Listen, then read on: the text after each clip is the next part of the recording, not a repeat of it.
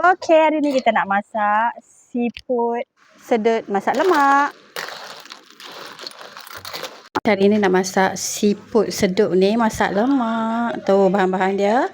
Kita ada bawang merah sikit, bawang putih sikit, kunyit hidup, tu cabai. Kalau suka pedas boleh lebihkan. Kita ada serai, ni daun kunyit sikit dengan santan kara. Okey, jom kita start masak. Okey, saya dah kisar dah bahan-bahan tadi, nampak tak? Tu. Okey guys, so masak lemak ni cara ni masing-masing lah kan.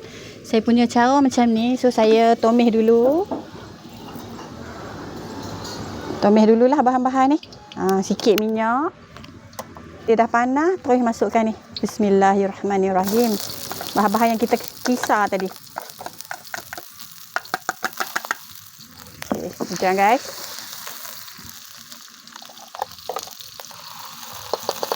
Okey. So kalau saya tumis ni dia sehingga naik dia pecah minyak dululah. Macam wangi sikit, baru kita masukkan bahan-bahan lain. Okey guys. So kita biarkan dulu dia masak dulu ni. Kita masak sambil macam ada hujan rintik-rintik dah. Saya tak tahu lepas ni kena pelari ke tak tahulah. So biar dulu. Lagi baru kita masukkan, kita dah lebihan bawang ni janganlah membazir, bubuhlah air sikit. Kocok, masuk balik dalam tu. Gitu. So saya akan masukkan santan. So dia santan 1 kotak. So dalam ni pun jangan membazir, masukkan air. Okey, sambil-sambil tu sebab dah hujan, saya nak bubuh perasa siap-siap garam. Agak-agak lah kan, ikut kita punya ni. Lepas tu, yang ni adalah tertib. Kalau hampa ada cukup rasa, bubuh je.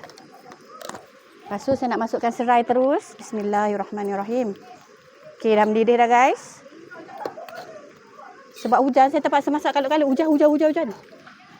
So, kita terus masukkan ni. Bismillahirrahmanirrahim. Hujan. Masak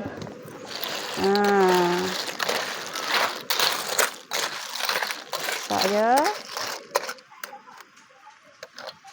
Okey, sambil-sambil tu kita masukkan terus ni. Kita punya daun kunyit. Okey. Masuk je. Mudah je. Tak apa. Dia tak menyebelahi saya. So nampak dia macam pekat sikit. Kita bubuh air sikit lah. Bismillah. Okey. Bagi dia. Dia tenggelam lah siput-siput ni. Okey. Dan terakhir masukkan asam keping. So nak bagi dia punya balance lah rasa tu. Okey, hampa kita punya seafood dah mendidih dah. Dah siap dah. Ready untuk dihidangkan di dalam hujan ini. Okey, hampa teringin nak cuba menu ni. Memang menu ni sangat simple. Hampa ikutlah. InsyaAllah menjadi lah. Okey, bye. Assalamualaikum. Guys, dah masak dah. Kita punya ni. Bismillah tak habis, letak sebelah.